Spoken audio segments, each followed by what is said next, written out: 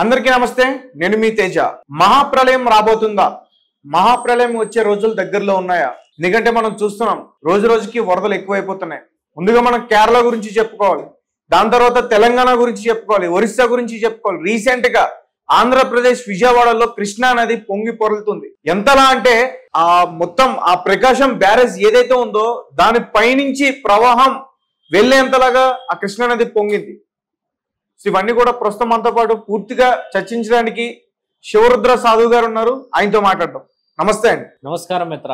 గతంలో కృష్ణా నది గురించి చాలా స్టోరీస్ మనం విన్నాం.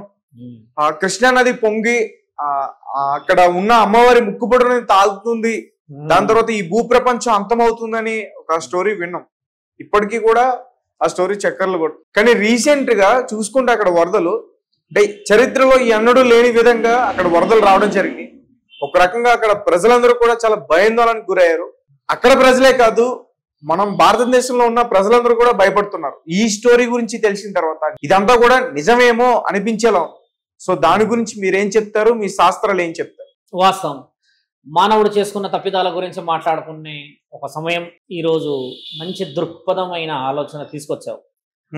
చూడండి, వరదలు అనేటిది ఇప్పుడు కాదు, వస్తూనే ఉన్నాయి, సంవత్సరాల తరబడి వస్తూనే ఉన్నాయి. ఈ యొక్క సీజన్ టు సీజన్ అంటే ప్రతి వర్షాకాలం జరిగేది. ఒరిస్సా అక్కడి నుంచి మీరన్న ఏపీ, తెలంగాణ, తమిళనాడు, కేరళ ఇలాంటి ప్రాంతాల్లో మాట్లాడితే ఎక్కువ శాతంగా అంటే మనం సౌత్ అంటే దక్షిణ భారతదేశ వాసులం కాబట్టి మనం ఇక్కడ జరుగుతున్న విషయాలే మాట్లాడుతూ ఉన్న తరుణం.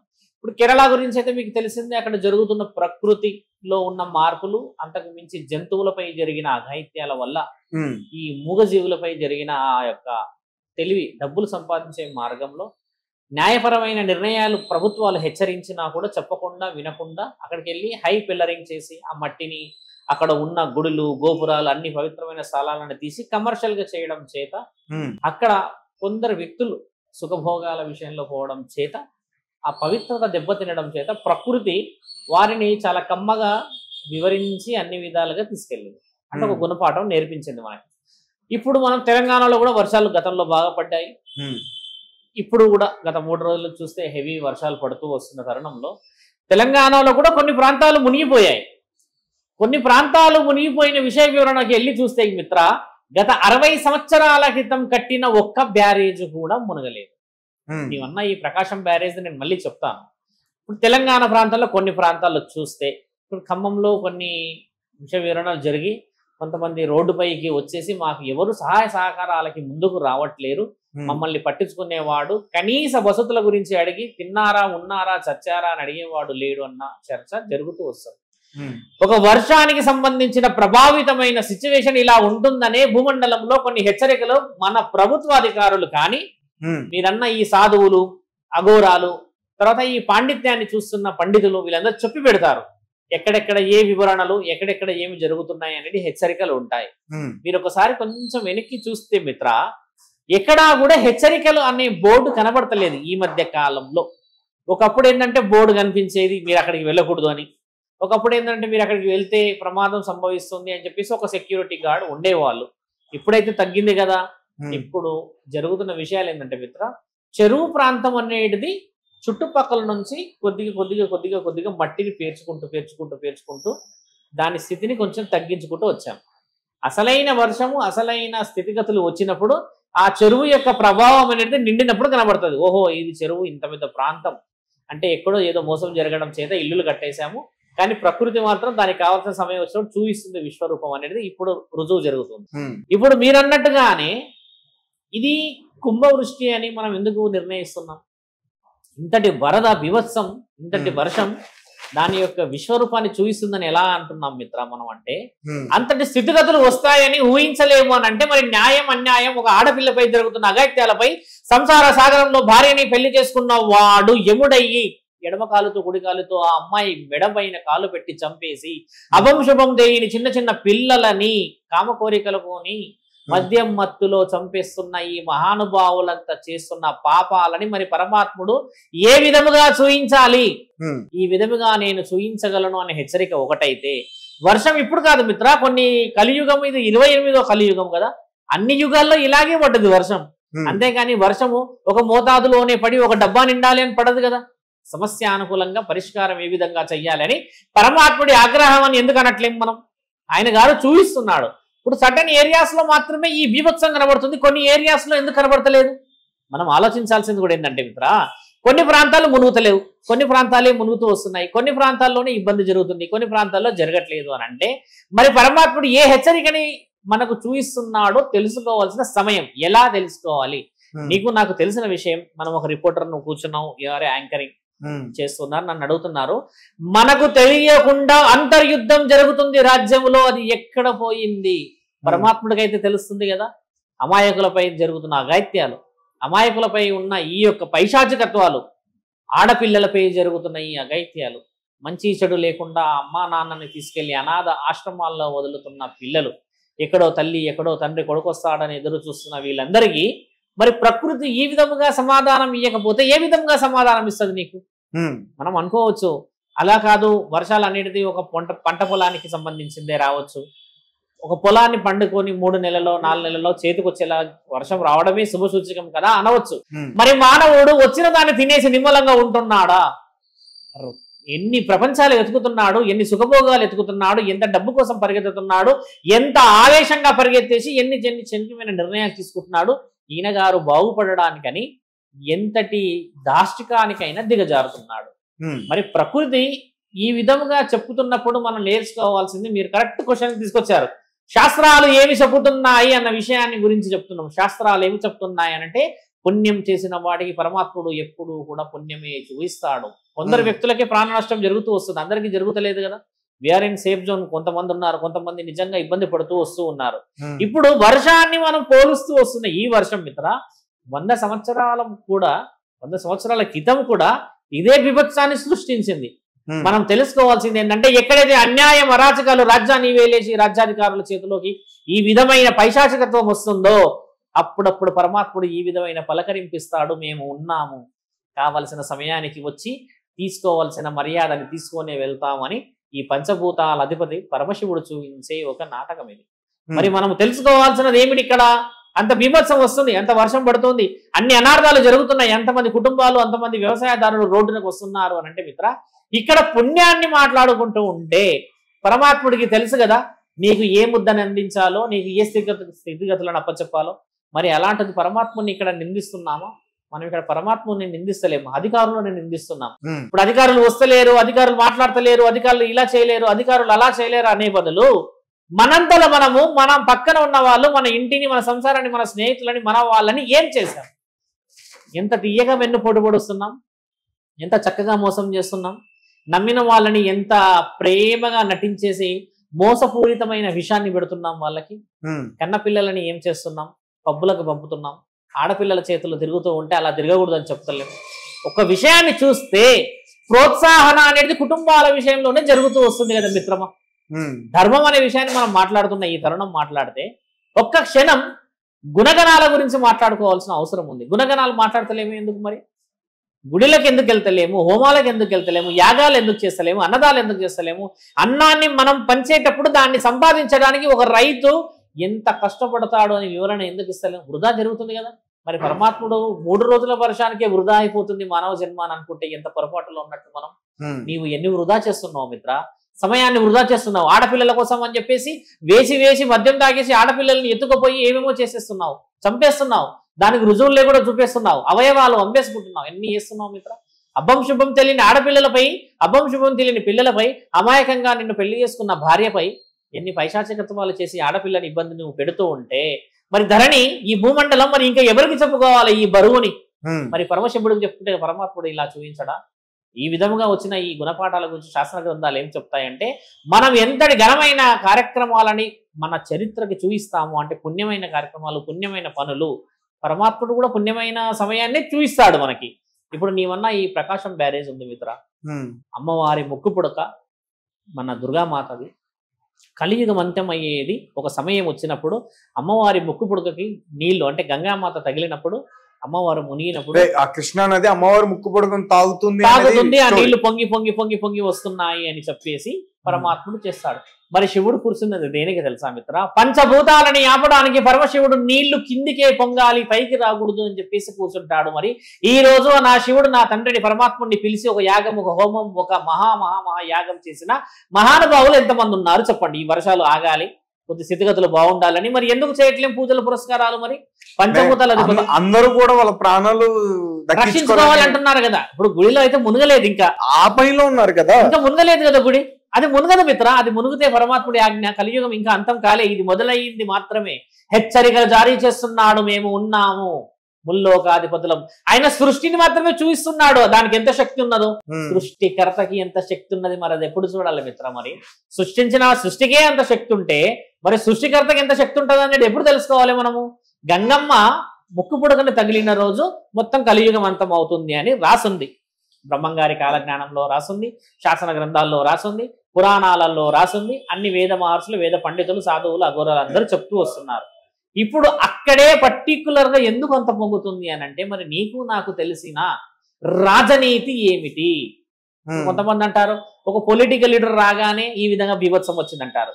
ఒక్కొక్క వ్యక్తి అంటాడు అక్కడ వర్షాలే రావు, బీభత్సమైన కరువు వస్తుంది అని చెప్పి ఒక అడుగు పెడితే ఆ అడుగు పవర్ అంటారు. మిత్ర, ఒక అడుగు పవర్తో ఒక మనిషి పవర్తో రాదు. పంచభూతాల శక్తితోని వర్షం రావడం, పంచభూతాల శక్తి యొక్క అనుమతితోని మానవుడిని తీసుకెళ్లడం జరుగుతుంది. మనం ఆనందించాల్సింది ఏంటంటే మిత్ర, ఈ రోజు ఆ ప్రకాశం బ్యారేజ్ పొంగితే ఎన్ని విలేజెస్ కి వాటర్ చేరిందో ఆలోచించు నీవు. కేవలం బ్యారేజ్ పై నుంచి నీళ్లు పోతే ప్రాణం వచ్చేసింది, అమ్మవారి ముక్కు పుడకకు చేరితే కలియుగం మునుగుతుంది అనే ఆ ఆలోచనతో ఎంతమందికి నోటిలో 5 ముద్దలు పోతాయి. ఆ నీళ్లు దాటి, ఏర్లు దాటి, ఊర్లకు దాటితే మరి ఆ ఊర్ల గురించి ఎవరెందుకు మాట్లాడతలేరు? ఒక్కసారి మనం నెగిటివిటీ వదిలిపెట్టేసి విల్ టాక్ అబౌట్ పాజిటివ్నెస్. ఒక్కసారి రైతులను పిలిచి ఆ నీళ్ళ గురించి అడగండి. కొన్ని వందల సంవత్సరాలైంది మా ఊరి పొలిమెర దాటక ఆ నీళ్లు అంటారు. ఇప్పుడు కొన్ని ఊర్లు మునిగాయి, నేను ఒప్పుకుంటున్నాను దానికి. కానీ ఆ మునిగిన ఊర్లలో ఎన్ని ఊర్లు బయటపడుతున్నాయి అన్ని నీళ్ళు వచ్చినప్పుడు? గంగకి తెలియకుండానే పోతుందా అంత దూరం వరకు? పుణ్యం మొదలైందని అనుకోవచ్చు కదా మిత్ర. ఇప్పుడున్న ఈ జనరేషన్ లో గంగా నది 100 సంవత్సరాల క్రితం ఎప్పుడో పొంగింది. అక్కడ ఉన్న కృష్ణా నది మీరు అన్న బ్యారేజ్ శ్రీశైలం నుంచి వచ్చేసి కలుస్తుంది కదా. మరి ఆ నీళ్లు నిండి ఒకప్పుడు కొన్ని వందల కిలోమీటర్ల నీళ్లు పోయేది. మరి ఆ చరిత్ర ఎందుకు మాట్లాడతలేము? ఈ రోజు కొన్ని వందల కుటుంబాలు ఆ లోతట్టు ప్రాంతానికి వచ్చి అక్కడ ఉండడం చేత ఈ నీళ్ల దాడిని తట్టుకోలేకపోతున్న ఒక అర్థనాదం. అయ్యో నీళ్ళు వచ్చేసాయి, మునిగిపోతుంది, ఏమో అయిపోతుంది ఏమో అనగడి. ముమ్మాడికి 50 సంవత్సరాల క్రితం అక్కడ పంట పొలాలు ఉండే శంకరా. మరి పంట పొలాలను దాటేసి ఇల్లు కట్టుకొని, గోపురాలు కట్టుకొని, నీ క్షణికమైన సుఖాల కోసం అనుభవాన్ని తీసుకున్నప్పుడు మరి ఈ విధంగా కాకుంటే ప్రకృతి ఏ విధంగా చూపిస్తుంది? 50 సంవత్సరాలు ఏమున్నాయి అక్కడ? పొలాలు ఉన్నాయి, కరెక్ట్ ఉన్నాయి. 50 సంవత్సరాల క్రితం అలా అనట్లేదు. మరి బ్రతకడానికి ఒక ఇల్లు ఉండాలి, బ్రతకడానికి ఒక ఇల్లు ఉండాలంటే మరి ప్రభుత్వాలు కొన్ని హెచ్చరికలు ఇచ్చింది కదా, ఇక్కడే కట్టుకోండి మరి. ఎక్కడ అనుకూలంగా ఉంటే అక్కడ కట్టుకుండడం ఎందుకు మిత్ర? ఇప్పుడు నువ్వు అన్నది నేను ప్రశ్న ఏంటంటే, అలా ప్రకృతి ఆ విధమైన ఒక ఇల్లు ఉంటే ఆ ఇంట్లో పిల్లలు ఉంటారు, ఆ వాళ్ళ పిల్లలు ఉంటారు, ఒక పెద్ద ఫ్యామిలీ అనేది వస్తుంది. మరి అందరూ మరి సెపరేట్ గా ఉండడానికి, ఒక ఫ్యామిలీ సెపరేట్ గా ఉండడానికి ఒక్కొక్కరు ఒక ఇల్లు కట్టుకుంటారు. అందులో తప్పే ఉంది. ఉమ్మడి కుటుంబాలు ఉండేటిగా ఒకప్పుడు, మరి ఉమ్మడి కుటుంబాలు ఉండాలని ఎందుకంటట్లేరు మీరు? గురువు గారు, ఉమ్మడి కుటుంబాలు కలిసి ఉండాలి. ఉమ్మడి కుటుంబాల గతంలో ఎవరు వ్యక్తిగత విషయాలు వాళ్ళ ఇష్టం కదా. అలా వ్యక్తిగత విషయాలు ఎలా వచ్చాయి? నీవు వ్యక్తిగతంగా ఆలోచించడం వల్ల వచ్చాయి, కుటుంబాల్లో నుంచి బయటకు వెళ్ళడం వల్ల వచ్చాయిగా. మరి కుటుంబంలోనే ఉంటే ఒకే ఇంట్లో పెద్ద ఇంట్లో అందరు ఉండొచ్చుగా. ఇప్పుడు నేను అన్నది ఏంటంటే వరద వచ్చిన వివత్సం కాదు, అక్కడ పరమాత్ముడు ఇచ్చిన ఆజ్ఞతోని కొన్ని ఊర్లు మునుగుతున్నాయి, దాని అర్థనాదాలు మాట్లాడుతున్నాం. గంగా వచ్చేసి అమ్మ దుర్గామాత యొక్క ముక్కుపుడు గన్ను తగలడం వల్ల ఏమన్నా జరుగుతుందేమో అని భయం, ప్రళయం రాబోతుందేమో, ఎప్పుడూ లేని విధంగా గంగామాత పొంగుతుంది అనేది మీ ప్రశ్న. అలా పొంగే స్థితిగతులు లేవు శంకరా. చూడండి, హెచ్చరిక, intention and action, it is a very very lot many differences. అదంతా పరమాత్ముడి ఇంటెన్షన్ చూపిస్తున్నాడు అక్కడ. అంటే నేను ఈ స్థితిగతులని ఇంతవరకు మిమ్మల్ని తగలగలను, ఒక్కసారి నేను యాక్షన్లోకి వస్తే ఏం జరుగుతుందో అని చూపిస్తుండొచ్చు కదా ఆయన హెచ్చరిక. ఇప్పుడు గంగా ధర్మిని అంత సులభంగా ముంచేస్తాడా ఆయన? ఎన్ని యుగాలు చూస్తున్నాం మిత్ర. ఇది కలియుగం, ఎన్నో యుగం తెలుసా? ఇది 28వ కలియుగం. ఇది ఈ ఒక్క యుగం మనుషులందరూ చనిపోగానే ఇక కలియుగం అయిపోయి మళ్ళీ తేజ శివరుద్ర సాధు ఉండడు అనుకోవు. మళ్ళీ యుగంలో మళ్ళీ పుడతాం, మళ్ళీ ఇద్దరం వచ్చి కూర్చుంటాం ఇక్కడ. అంటే మళ్ళీ ఈ యొక్క యుగం రాసి ఉన్నది కలియుగం. ఇది 28వ కలియుగం మిత్ర. ఇది ఈ యుగం ఒకటే లేదు మన దగ్గర, ఇది 28వ కలియుగం. అంటే మళ్ళీ ఈ జీవితం రాసింది కదా. ఎందుకు అంతరార్థం అంటే, పరమాత్ముడు కలియుగం అనేది కూడా న్యాయంతో ముగించాలి అనేది ఆయన కోరికతోని పుట్టిస్తూనే ఉన్నాడు. ఆయన కోరిక, ఆయన బలమైన ఆలోచన అంత పవిత్రంగా ఉంటే అపవిత్రంగా ఆలోచించిన మానవ శరీరం మనది.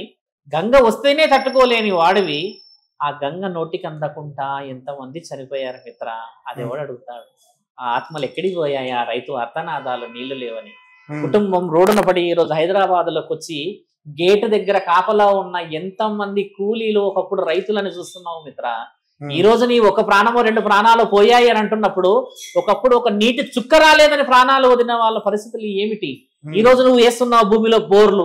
ఒకప్పుడు వర్షాన్ని నమ్ముకుని ఉన్నప్పుడు బతికిన బతుకులు ఉన్నాయా? మరి వారి గురించి మనం మాట్లాడాలా? వారి యొక్క ప్రాణాలు ఎక్కడ పోయినాయి? వాళ్ళందరి ఆత్మలు ఎక్కడ పోయినాయి? వారి యొక్క కోరికలు ఎక్కడ పోయినాయి మిత్ర?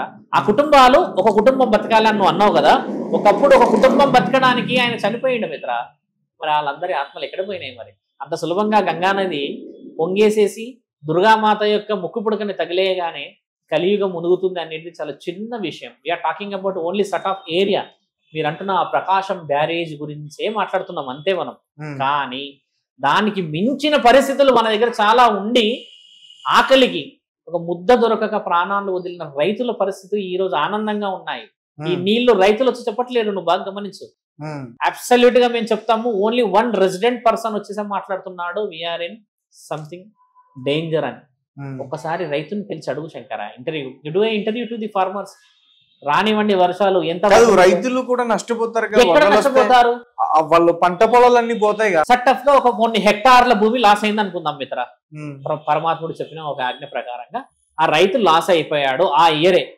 ఒక్కసారి జరుగుతున్న అన్యాయం కానీ, ఆడపిల్లలపై జరుగుతున్న అఘాయిత్యాలు కానీ, అమాయకులపై జరుగుతున్న ఈ నేరాలు కానీ ఆపకపోతే ఈ బీభత్సం వచ్చింది 3 రోజులే ముంచింది పొలం మొరం, తర్వాత 3 నెలలకి మళ్ళీ క్యూర్ అవుతావు.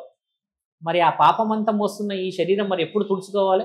ఇప్పుడన్నా కడుక్కోవాలి. అంత పై నుంచి పొంగేసి వస్తుంది, స్నానాలు చేయండి, శుభ్రంగా అయిపోయి శుద్ధిగా కాండి అన్న ఆలోచన ఎందుకు తీసుకోవట్లేరు మనుషులు? మరి నువ్వు అది ఆలోచించవచ్చు కదా. అంటే ఇప్పుడు ఆ కృష్ణానదిలో స్నానం చేస్తే పవిత్రంగా వస్తుంది కాదు, అందరికి పాపాలు పోతాయా? పాపాలు పోవు, కానీ మనం పాపాలు చేసాము, పాపాలు అనుభవించడానికి పరమాత్ముడు ఆజ్ఞిస్తున్నాడు. దాన్ని దాటే స్థితిగతులను ఎందుకు పురోహితులు చెప్తలేరు, అడుగుతలేరు మిత్ర? కాదు గురుగారు, ఇప్పుడు అక్కడ ఇంట్లో నుంచే బయటికి రావడానికి చాలా ఇబ్బంది ఇప్పుడుంది. అట్లా కాదు మిత్ర, స్నానం అనేది నువ్వు అన్నది ఏంటంటే గంగా నదిలో పోయే బకెట్ల నుంచి నీళ్ళు తీసుకొని స్నానం చేసుడు కాదు కదా. నేను అన్నది ఎగ్జాంపుల్. ఆవిడ వచ్చింది అలా అని ఆలోచించట్లేదు, ఎందుకు అంటున్నాను, నువ్వు అన్నట్టుగా స్నానాలు తీసుకొని సంతూర్ సోప్ పెట్టుకోవాలని అనట్లేదు నేను ఇక్కడ. నేను అనేది ఏంటంటే ఆవిడ హెచ్చరికని నెగిటివ్ గా తీసుకుంటున్నావు కానీ పాజిటివ్ ఎందుకు తీసుకోవట్లేరు అంటున్నాను నేను. పాజిటివ్ తీసుకోవాలి కదా. అభంశుభం తెలియని కలకత్తాలో ఒక డాక్టర్ ని 11 మంది చేసి చంపేస్తే ఆవిడకి ఇంతవరకు న్యాయం జరగలేని ఈ సమాజంలో 3 రోజులు వచ్చిన వర్షం గురించి ఏం మాట్లాడతావు మిత్ర నువ్వు? అఖండ భూమండలంలో 140 కోట్ల మంది, ప్రపంచం మొత్తం 720 కోట్ల మంది ఎదురు చూస్తున్నారు కలకత్తాలో ఆ అమ్మాయికి ఇంకా ఎందుకు న్యాయం జరగలేదని. ఆ న్యాయం మాట్లాడుతున్న పరమాత్ముడు ఎలా చేస్తున్నాడు ఆలోచించి. ఇక్కడ వచ్చేసి నీళ్లు 4 నెలలకి 3 నెలలకి అదైపోతున్నా మళ్ళీ ఎండుకపోయి ఆ జీవితాలు అక్కడే ఉంటాయి కదా. అక్కడ నుంచి కాకపోతే ఇంకొక ఒడ్డుకు వెళ్తావు కదా. కానీ ఇక్కడ వందలాది ప్రాణాలు, లక్షలాది ప్రాణాలు పోలేవుగా, పోయే అవకాశం ఉందని లేవు కదా. పోవు మిత్ర. 100 మంది దోషులు, ఒక నిర్దోషి. గుర్తుపెట్టుకో, దోషులు అంటే తెలుసుగా మీకు. 100 మంది పాపం చేసిన వాళ్ళం ఉన్నాం, ఒకడు పాపం చేయనివాడు అన్నాడు. శాసన గ్రంథాలు ఏం రాస్తుందనంటే 100 మంది దోషులకు శిక్ష పడినా కానీ ఒక నిర్దోషికి శిక్ష పడకూడదు అనేది. అదే విషయాన్ని కలకత్తా ఎగ్జాంపుల్ అదే చెప్తున్నా. నిన్నగాక మొన్న ఒక 8 సంవత్సరాల అమ్మాయి మీద అఘాయిత్యం జరిగింది కదా. అమ్మాయి పోతూ ఉంటే ఒక 2 ఎంబడబడ్డారు కదా. యోగి ఆదిత్యనాథ్ గారు ఏం చేశారు, ఒక అమ్మాయిని సైకిల్ మీద పోతుంటే ఏదో అన్నందుకు కాళ్ళతో తన్నడం ఏదో చేస్తే వాళ్ళు బుల్లెట్ కొట్టేశారు కదా. బుల్లెట్ కొట్టి చూపించి ఇట్లా చేశారంటే వైరల్ అయింది వీడియో. మరి ఏ విధంగా చూస్తున్నాం ఈ న్యాయాన్ని? మరి చాలా సింపుల్ వే డిస్కషన్ చేస్తున్నాం మిత్ర. You are taking it is as a interview, but I'm talking about intentional sensitiveness. అంటే అర్థమైందా? లోపట ఉన్న మనస్సాక్షిని అడగండి అని చెప్తున్నా. నీవు చేసుకున్న పాపం నిన్ను వెంటాడుతుంది, నీ దాకా వస్తలేదు కదా. మనం 4th ఫ్లోర్ లో కూర్చున్నాం కదా, ఎంత పెద్ద వర్షం వస్తుంది మనకు మునుగదు, మనం అయితే సేఫ్ ఉంటాం కదా. నేను అడుగుతుంది అందరి ఇంటెన్షన్ లో జరుగుతున్న విషయం చెప్తున్నా. ఎక్కడో పాపం చేశారు గురుగారు కలకత్తాలో, ఈ ఆంధ్రాలో వచ్చింది అని అంటే నేను అంటుంది వాస్తవమే. అక్కడ మరి రెస్పాండ్ ఎవరు అయ్యారు? ఎవరు కాలేరు. ఇక్కడ రెస్పాండ్ ఎవరు అవుతున్నారు? ఎవరు అవ్వట్లేరు. మేము అక్కడ రెస్పాండ్ కాకపోతే ఇక్కడ కూడా ఎవరు రెస్పాండ్ గారు. ఈ రోజు అందరం రెస్పాండ్ అయిన ఉంటే నువ్వు అన్న విజయవాడకి అందరూ రెస్పాండ్ అయ్యేటోళ్ళేమో. ఖమ్మం మునిగిందిగా, వరంగల్ మునిగిందిగా, ఏ హైదరాబాద్ మునగలేదా? ఓల్డ్ సిటీ అంతా మునిగిందిగా నిన్న నైట్. మరి ఇప్పుడు ట్యాంక్ బండ్ ఏరియా, లోతట్టు ప్రాంతం, లోయర్ ట్యాంక్ బండ్ అంతా, గాంధీనగర్ ఇదంతా మునిగింది కదా. మరి మునిగిన దాంట్లో ప్రాణ నష్టం జరగలేగా మిత్ర, కొద్దిపాటి ప్రాణ నష్టమే. విజయవాడలో కూడా జరుగుతుంది, ప్రాణ నష్టం కాదు. మీరు అన్నది వ్యాపార నష్టం మాత్రం. మీరు అంటున్న ఈ ఒక తినుబండారాల నష్టమే. ప్రాణ నష్టమే జరిగిపోతే నువ్వు మళ్ళీ నన్ను ఇంటర్వ్యూ తీసుకో, అయ్యో అంత ప్రాణాలు పోయాయి కదా, పాపం అనేది ఇలా పండింది, వాళ్ళంతా పుణ్యాత్ములని చెప్పగలుగుతాం మనం. అక్కడ జరుగుతుంది పంట పొలాల పైన మనుషులు బయటికి రాకుండా ఇబ్బందులు. 4 రోజులు మాత్రమో 5 రోజులు మాత్రమే మనిషి మరో జన్మ కూడా పుట్టాలి అని అంటే కూడా భయపడే స్థితిగతులు జరిగి కాలానికి ఇంకా న్యాయమే చేయలేకుండా కూర్చున్న ఈ స్థితి, ఈ సమాజం గురించి చెప్తున్నా మీకు. ఆ 4 రోజుల వర్షానికి ఓ బీభత్సంగా ఇంటర్వ్యూలు తీసుకోవడం కంటే ముఖ్యంగా ఈ 4 రోజుల వర్షంలో గుణపాఠాలని అదే దుర్గామాత గుడిలో యాగాలో, అదే దుర్గామాత గుడిలో ఉన్న పురోహితులను అడిగి ఈ పంట పొలాలన్నీ సుభిక్షంగా అమ్మవారు శాంతించి వర్షాలు ఒక సక్రమంగా వచ్చి ఆశీర్వాద బలాన్ని ఇమ్మని చెప్పి ఎందుకు ఇంటర్వ్యూలు కావట్లేదు ఇక్కడ? ఓ ప్రకాశం బ్యారేజ్ దాటి నీళ్ళు వచ్చాయంట. ఇప్పుడు నీ వయసు నా వయసు 40 సంవత్సరాలు ఉందనుకుందాం. గత 400 సంవత్సరాల్లో 2వ సారో 3వ సారో అది వచ్చిందంటే దాన్ని ఆనందించాల్సిన తరుణానికి అది ఎంత ఊర్ల వరకు పోతుందో ఆలోచించంటే కట్టిండి. అక్కడ ఆయన గారు కట్టింది. ఆ ప్రకాశం కట్టింది ఎవరు కట్టారు మిత్ర? ఆ బ్యారేజ్ మీకు ఐడియా ఉండొచ్చు కదా. సర్దార్ ఖాటన్ అని చెప్పేసి రాసి ఉంటుంది కదా. సర్దార్ ఖాటన్ అంటే ఆయన ఒకప్పుడు వ్యవసాయమే ఉండే, అప్పుడు అన్ని ఇల్లు లేవు కదా. మరి ఆయన ఇంత ఊహలేందే కట్టిండటవా? అప్పుడు ఏమైనా ఊహించుకుంటూ కట్టిండొచ్చు. ఇది ఒకవేళ పొంగినా కూడా కొన్ని హెక్టార్ల వరకు భూమి వరకు నీళ్లు పోతాయి, అది అందరి పంటలకు వస్తాయని ఆలోచించుండవచ్చు కదా. ఆయన ఇలా ఆలోచించుండవచ్చు కదా, ప్రాణాలు పోతాయో లేకపోతే ఇంకెవరైనా ఏమైనా ఇబ్బందులు వల్ల ఇంకేమైనా అవుతుందేమో అని. ఆయన కూడా అనుకోలేడు కదా అది ఆ విధంగా ఇల్లులు కట్టుకొని ఉంటారని. అక్కడ ఇక్కడ ఇల్లులు కట్టడం సమస్య కాదు. పంట పొలాల నష్టం జరిగిన దానికి ప్రత్యామ్నాయం ఉంది ఎవరో ఒకరు కొనుక్కోవడానికి. కానీ ప్రాణ నష్టం జరిగిన దానికి విలువ రాదు అంటున్నాను. ఈ చిన్న 4 రోజుల వర్షానికి మనం కొంచెం ఆలోచించి ముందస్తు జాగ్రత్తలు ఇంకా బలంగా తీసుకోవాలి అంటున్నాము. ప్రళయకారకుడు ఆయన ప్రళయాన్ని తేవాలన్నా, ప్రళయం చేయకుండా ఆపాలన్నా ఆయన్ని ప్రార్థించే ఆ ప్రార్థన చేయితో కాదు, న్యాయంతో, పుణ్యంతో, మనస్సాక్షితో పూజించమంటున్నాడు ఆయన. ఇప్పుడు దీన్ని ఎలా కంట్రోల్ చేయాలి? మీ దగ్గర ఉన్నాయా పరిష్కారాలు? ఎందుకు లేవు మిత్ర? ఎన్ని చేయలేవు? ఎన్ని యాగాలు చేయలేరు ఇక్కడ? ఏంటి ఇప్పుడు ఆ కృష్ణా నది ప్రవాహం శాంతి ఎలా చేయగలుగుతాం? అది చాలా చిన్న క్వశ్చన్. మీరు ఎలా చేయగలుగుతారో మీరు శివరుద్ర గారు అడుగుతున్నారు. ఓ ఇట్లా కాంట్రవర్సీ అంటున్నారు. మనం చెప్పొచ్చు. ఇప్పుడు ఒక వర్షాన్ని కంట్రోల్ చేయగలగాలి అంటే పంచభూతాల అధిపతి శివుడికి హోమాలు చేస్తారు, యాగాలు చేస్తారు, మహా రాజయోగాలు చేస్తారు. ఇవన్నీ చేయడానికి అని నువ్వు నేను కూర్చొని ఇక్కడైనా చేయవచ్చు. కానీ ప్రాంతానికి సంబంధించిన దాంట్లో ఆ విజయవాడ కనకదుర్గ వచ్చేసి ఆ ప్రాంతానికి ఇలవెల్పు. అంటే ఆమె శక్తిపీఠాలు, అమ్మవారి 108 శక్తిపీఠాల్లో ఒక శక్తిపీఠం ఆమె. ఆ శక్తిపీఠం అనుకున్నది అంటే అమ్మవారిని మెప్పించామనంటే పరమాత్ముడు ఆజ్ఞ వచ్చినట్టే. ఇప్పుడు ఆ వర్షం వచ్చి దాన్ని ఇమీడియట్లీ కంట్రోల్ చేసేసాం అనుకుందాం మిత్ర. ఒక రోజు మరి మీరే వర్షాలు రావాలని అదే కనకదుర్గా మాతలు 11 సంవత్సరాల కింద పెద్ద యాగాలు చేశారుగా. మనము వర్షము హెవీగా వస్తేనేమో ఒక పూజ, రాకపోతేనేమో ఇంకొక పూజ, అన్ని నీకే ఆప్షన్స్ ఇస్తున్నాడు పరమాత్ముడు. మరి ఆయన నిర్ణయాలు ఏం తీసుకొని ఇస్తున్నావు నీవు? నేను చెప్తుంది ఏంటంటే దాన్ని ఆపవచ్చును. ఎన్నో యాగాలు, పూజలు, పురస్కారాలు చేస్తే ఓహో నా పిల్లలు కష్టపడుతున్నారు, బాధపడుతున్నారు ఈ విధమైన బీభత్సానికి. కానీ రాబోయే ప్రణాళిక నా పిల్లలకి తెలియదు కాబట్టి వీరి ఆనందాన్ని నేను ఆపుతానని ఆపగలుగుతాడు. ఇంకొక 5 ఏళ్లకో 10 ఏళ్లకో అత్యంత విలువైన నీవు అనుకున్న అదే కరువు తీవ్రంగా వచ్చి వర్షాలు లేవనుకో మిత్ర, అప్పట్లో వచ్చిన వర్షాలు వస్తే ఇప్పట్లో నీళ్లు ఉండేటి అని ఈ శాస్త్రవేత్తలే తీస్తారు మళ్ళీ బుక్కులు బయటికి. కాబట్టి ఏంటంటే దాన్ని ఆపే స్థితిగతులు నేను సాధువులాగా ఉండి చెప్పడం కాదు, ప్రతి ఒక్కరు చేయగలుగుతారు దాన్ని. మహాయాగాలు ఒక హోమం ఫలితమే పరమాత్ముడు చూయించడం కదా మిత్ర. దాన్ని ఆపవచ్చును.